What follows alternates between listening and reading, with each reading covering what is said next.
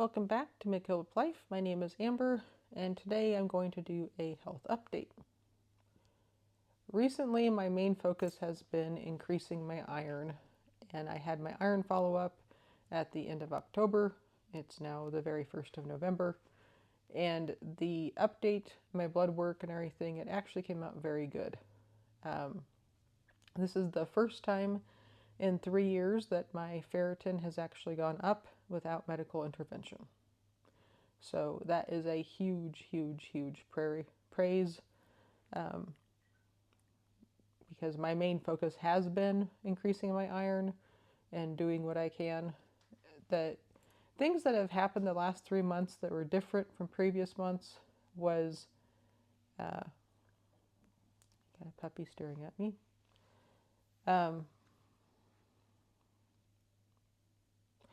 When I drastically increased my iron supplement. I don't do well with non-hemi iron, which is plant-based iron. It gives me really crazy fatigue. So I'm taking a hemi iron, which is actually just bovine spleen. Previous to that, I was being really cautious about how much I took, and I was taking it every other day because people talk about every other day to get better, less symptoms and side effects. And when the results did not come back as I had wanted, I increased it to the recommended dose that they usually give to people who have anemia or iron issues, which is usually like 65 milligrams a day. So rather than playing around with just taking it every other day and just a small amount, I just went to every day. I'm going to do, it turns out to be 66 because the dosing on this particular supplement. So I went to daily supplementation on a medical level dosing. During this time, I also came across the idea that I'm taking in all the iron and more iron than I possibly need. The problem is my body is not absorbing it. And so we were working on absorption, which led me to low stomach acid and supplementing with betaine, HCl, and pepsin, which is pepsin's the specific digestive enzyme for protein, and the betaine is just basically stomach acid. So every meal, taking some of that to help increase my absorption. And that I actually felt some digestive, I don't want to say symptoms, but before that, I could eat and I didn't feel my body digesting food at all. And after taking the acid, I could actually feel gurgling and movement and just overall activity, which I think is probably more normal than what I was experiencing. And then the third thing that happened this last 3 months is we tested my B vitamin levels and they were elevated without supplementation, which led us down a rabbit trail, and we ultimately ended up testing me for heavy metals. I came back high on mercury and lead, and I went through a chelation process to remove those because evidently when your body is seeking metal, whether it be iron or anything else, if it can't get a hold of one, it'll take the other one as a substitute. And mercury and lead are not good things to have. So my follow-up for the detox for that isn't actually until the end of December, because you wait 3 months after completing the protocol to retest. So I'll get the official results on that later. But overall, very good news.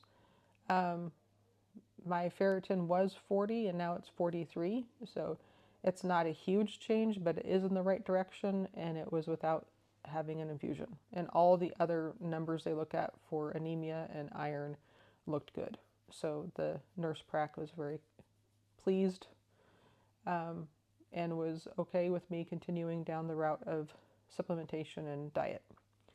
So my goal is to continue everything I'm doing now, and once still include iron-rich foods along with the supplementation. So that is the update on the iron front. In other news, was probably 6 months ago when I got the news that I was nearing needing an infusion, and my time with the physical trainer came to an abrupt halt because of the fatigue and exhaustion, um, and the medical reason behind it. Since then, focusing on including more iron foods and everything like that, my weight has been steadily just floating upwards, which is very frustrating. And just last night, I was talking to West, and I was like, I keep blaming, all the new foods I'm eating for iron because, when you're eating nuts and seeds and chocolate, it's not a low calorie foods. So each day, um, like 450 calories of mine are already spoken for in terms of these are the things I need to eat for iron, which seems like a lot. And when you're adding it on top of everything you're already eating, it can be a lot. And so I was blaming the new foods for the weight gain. But last night it occurred to me, not only did I add the new foods, but at the same time, my activity just came to a grinding halt, because I was so fatigued and so tired. So it wasn't just the added foods, it was also the decrease in activity. It was a double whammy. So recently, mid-October, West and I went back to tracking our food, and my current goals are to track my food every day, and um, and I'm going back to a habit of exercising 5 days a week, because for 7 months there I was able to do that. Um, Admittedly, a lot of that was at home, strength training and doing things in my home, but my current uh, physical therapist was encouraging me to make it a habit at the gym. So I'm getting out of the house, going into a specific place where the only thing I can do there is movement, and it takes out all the factors of distractions at home and weather outside. So I'm going back to having a gym habit Monday through Friday. And so that conversation was on Thursday, and on Friday I went to the gym for an hour.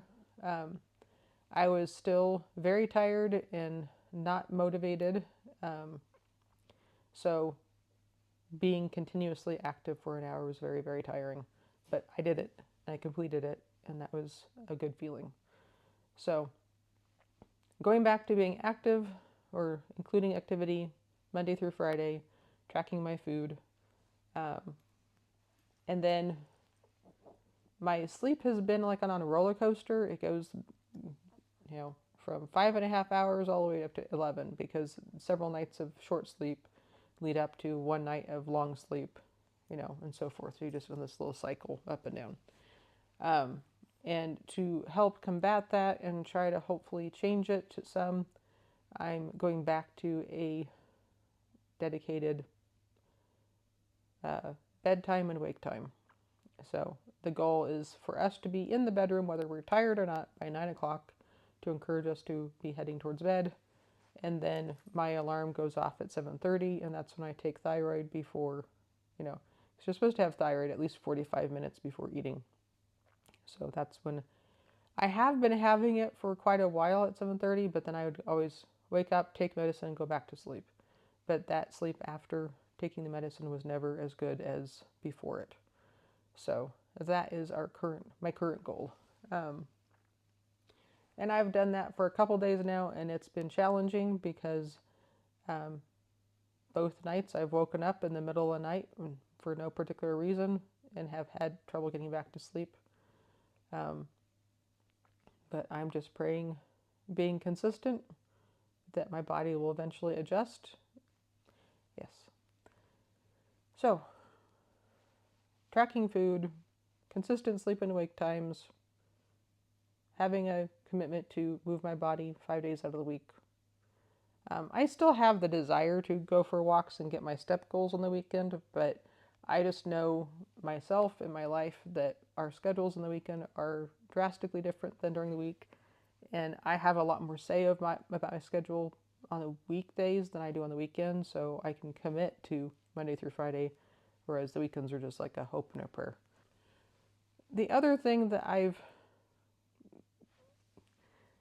I want to say I learned it, but it's more like a refresher.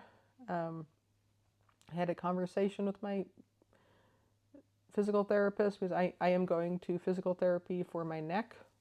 That's coming to an end. It's only going to be going for a couple more weeks. And we were talking about diet and weight loss and everything. And it's so easy in all the different tracking apps to plug in your numbers, and then it gives you a budget and you aim for that and sort of thing. And she was like, you really need to double check whatever numbers they're giving you and make sure it's not lower than your BMR. So your BMR is your basal metabolic rate, and it's the calories your body needs to do basic functions. If you lay in bed, you don't do anything, what is the calories required to survive? Just to support breathing and your organs working and your brain working, etc. And she was saying, don't go lower than that. I don't really want to get into the weeds on this, but the basic takeaway from that conversation was if you go lower than your BMR, then you are risking doing damage to your metabolism and encouraging your body to store fat rather than burn it. And also store fat and burn muscle, which is definitely not what you want to do. And there's lots of debates out there. Everybody thinks they know the best way to do it, and they all have their own philosophies. In fact, after having that conversation, YouTube keeps trying to give me videos about the wonders and benefits of intermittent fasting, or even it's not even intermittent fasting. I'd consider more extreme versions of intermittent fasting being OMAD or even alternate day fasting. So it's kind of funny receive this information about guidance on nutrition, and then you have this exact opposite mindset being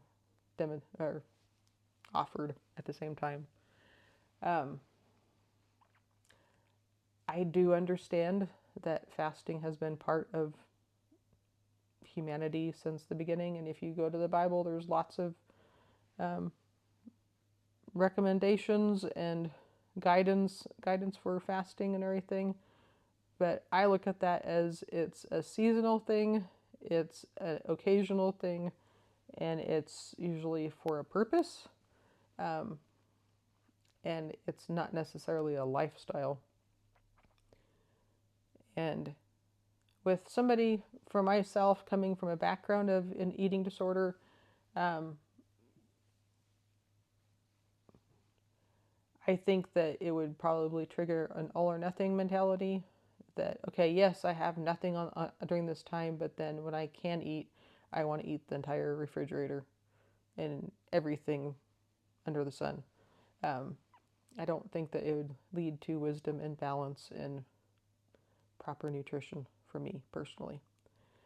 That being said, I think I can take away some lessons from these people that, maybe approaches for feast days. Like we have Thanksgiving and Christmas coming up. Maybe it might be wise to just have a lighter meals outside of the big meal that you're celebrating at, rather than trying to be consistent with all your meals and then just have this massive meal. But then again, there's always a thing of have your normal meals so that when you come to that feast, you're not starving and you can have moderation. So like I said, there's always arguments on one side or the other as to when it comes to nutrition.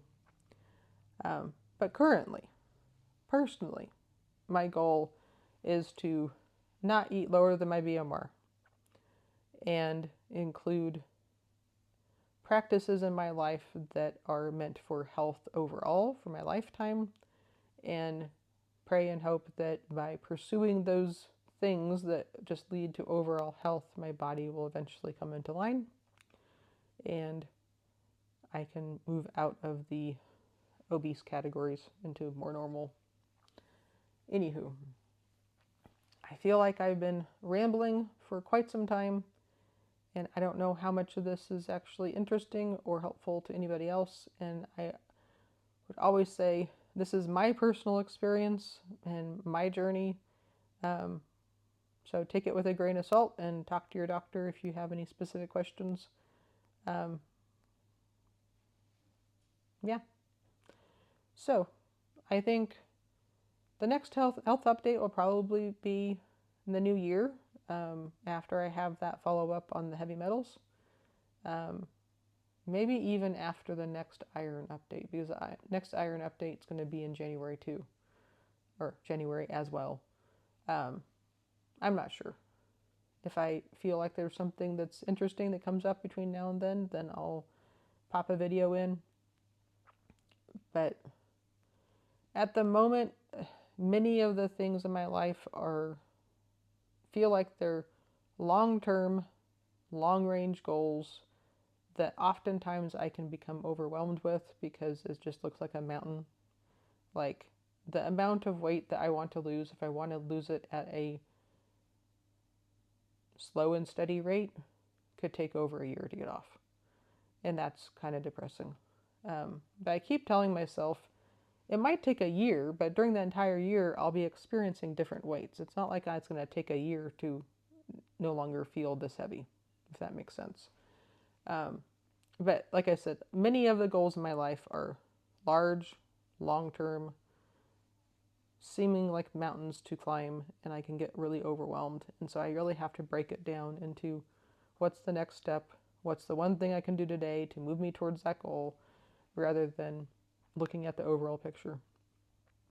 And there's also reoccurring goals, which can be, in previous times of my life,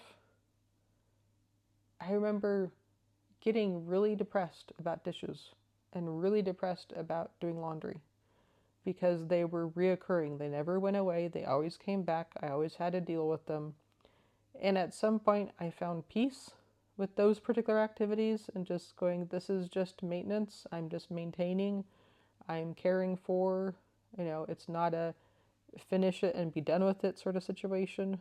So I've had some peace with that, but there's other things, specifically like financial goals, that feel like they're kind of like the dishes in the laundry. They keep reoccurring, and I'm still in that frustrated and overwhelmed and depressed mentality about them.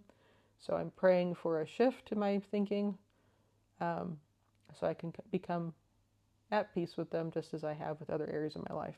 But that's just where I'm at the moment. So until next time, I hope you as well can find those single, immediate, small, one steps that you can do to bring you closer to your goals. So until next time, I hope you have a wonderful day, and feel free to like and subscribe. Bye.